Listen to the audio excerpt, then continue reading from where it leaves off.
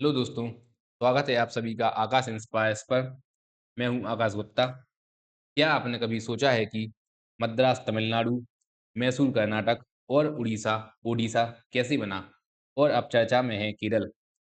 हाल ही में संसद में केरल का नाम बदलकर केलम करने के लिए एक बिल लाया गया और जिसे संसद के दोनों सदन लोकसभा तथा राज्यसभा ने इसे पास भी कर दिया।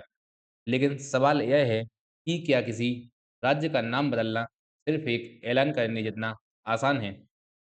इसके पीछे संसद से लेकर राष्ट्रपति और राज्य विधानसभा तक पूरी संवैधानिक प्रक्रिया होती है। आज की इस वीडियो में हम बहुत ही आसान भाषा में समझेंगे कि क्या किसी राज्य का नाम बदलना इतना आसान है।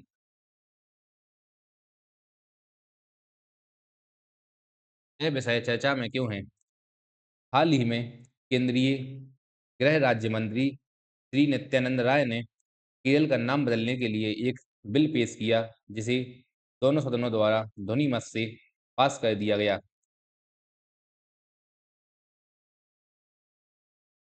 केरलम नाम की ही मांग क्यों की जा रही है? मातृभाषा की जड़ें। मलयालम भाषा में राज्य को हमेशा से ही केलम ही कहा जाता रहा है। राज्य के लोग आम बोलचाल की भाषा में यही नाम इस्तेमाल करते हैं। आज़ादी से पहले का आंदोलन। एक केरलम यानी संयुक्त केरल का आंदोलन देश की आज़ादी से पहले से ही चल रहा है। पहचान का अधिकार। लोग चाहते हैं कि जो नाम वे अपनी मातृभाषा में बोलते हैं, बिल्कुल वही नाम भारत के संविधान में भी आधिकारिक तौर पर दर्ज हो।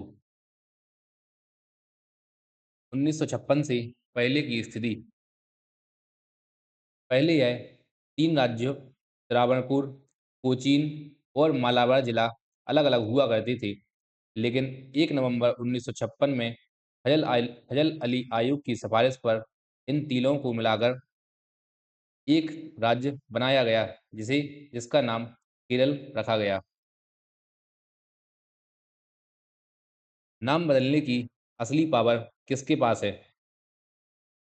संविधान का अनुच्छेद 3 केवल संसद को यह शक्ति देता है कि वह कानून बनाकर किसी भी राज्य की नाम, सीमा या क्षेत्र बदल सकता है। भारत के सभी राज्यों के नाम संविधान की पहली अनुसूची में हैं। राज्य का नाम बदलने के लिए अंततः इसी अनुसूची में संशोधन करना होगा। अनुच्छेद 3 के तहत एक नए राज्य का निर्माण किया जा सकता है। किसी राज्य के क्षेत्रफल को बढ़ाया जा सकता है। राज्य की सीमा को कम किया जा सकता है। सीमाएँ बदली जा सकती हैं और किसी राज्य के नाम में परिवर्तन किया जा सकता है, जैसे केरल का नाम केलम करने की तैयारी चल रही है।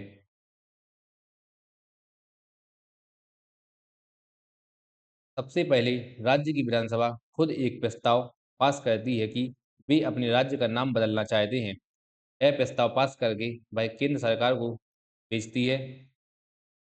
कुछ समय पहले केरल की विधानसभा ने जून 2024 में सर्वसम्मति से यह प्रस्ताव पास किया था कि नाम बदलकर केलम किया जाए और इसे आगे आगे की कार्रवाई के लिए केंद्र को भेज दिया। राज्य का प्रस्ताव मिलने के बाद केंद्रीय गृह मंत्रालय इसकी जांच करते हैं और वह कई अन्य विभागों से भी इसके बारे में राय लेते हैं, जैसे डाक विभाग, सर्वेक्षण विभाग और रजिस्ट्रार जनरल। ये विभाग अपनी राय देते हैं कि क्या नाम रखने में कोई तकनीकी या भौगोलिक समस्या तो नहीं है।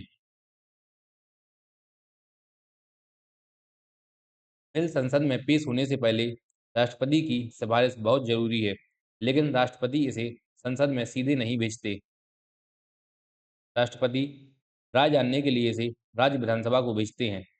यहाँ एक महत्वपूर्ण बात यह है कि संसद के लिए राज्य की राय पूछना अनिवार्य है, लेकिन उस राय को मानना बाध्यकारी नहीं है। अंतिम फैसला संसद का ही होता है। राष्ट्रपति की मंजूरी मिलने के बाद यह बिल संसद में पेश किया जाता है। लोकसभा और राज्यसभा दोनों में इसका पास होना जरूरी है। इसे पास करने के लिए किसी विशेष या दो तिहाई बहुमत की आवश्यकता नहीं होती है। सदन में मौजूद आधे से अधिक 50+1 के वोट से यह पास हो जाता है, जैसे अभी यह लोकसभा और राज्यसभा में पास हुआ। अंतिम चरण में यह संसद के दोनों सदनों से पास होने के बाद और राष्ट्रपति के हस्ताक्षर होने के बाद सरकारी राजपत्र में प्रकाशित होता है। राजपत्र में छपे बिना नाम परिवर्तन को कानूनी रूप से लागू नहीं माना जाता। क्या इसके लिए संविधान संशोधन होना चाहिए?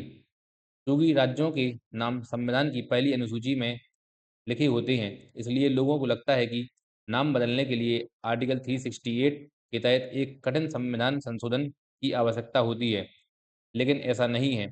अनुच्छेद 3 के तहत किसी राज्य का नाम बदलना एक साधारण विधायी कार्य माना जाता है। इसके लिए अनुच्छेद 368 वाले विशेष बहुमत की आवश्यकता नहीं होती है। वर्तमान स्थिति, अभी यह प्रक्रिया पूरी नहीं हुई है। बिल केवल लोकसभा और इसे कल राज्यसभा में भी पारित कर दिया गया। जब तक अंतिम मोहर नहीं लग जाती, तब तक आधिकारिक और संवैधानिक रूप से राज्य का नाम केरल ही रहेगा। इन सभी चरणों के पूरे होने के बाद ही हम आधिकारिक तौर पर इसे केरलम कह सकेंगे। अंत में आप लोगों के लिए एक प्रश्न, केरल का नाम आधिकारिक रूप से केरलम करने के लिए किस संवैधानिक प्रक्रिया की आवश्यकता थी, जिसे सामान्य बहुमत से पारित करना पर्याप्त नहीं है? ऑप्शन ए 368 के अंतर्गत विशेष बहुमत एवं राज्यों की पुष्टि। ऑप्शन बी राष्ट्रपति की अधिसूचना के माध्यम से राज्यपाल की स्वीकृति। ऑप्शन सी संसद के दोनों सदनों के साधारण बहुमत से पारित विधेयक। ऑप्शन डी सुप्रीम कोर्ट के परामर्श के बाद कार्यपालिका का आदेश। आपको क्या लगता है, क्या राज्यों के नाम उनकी स्थानीय भाषा और संस्कृति के हिसाब से होने चाहिए? अपनी राय कमेंट बॉक्स में ज़रूर बताएं। अगर यह जानकारी आपको अच्छी लगी हो तो वीडियो को लाइक करें, दोस्तों के साथ शेयर करें और ऐसी ही इन्फॉर्मेटिव वीडियो देखने के लिए चैनल को सब्सक्राइब करना ना भूलें। मिलते हैं अगली वीडियो में। धन्यवाद।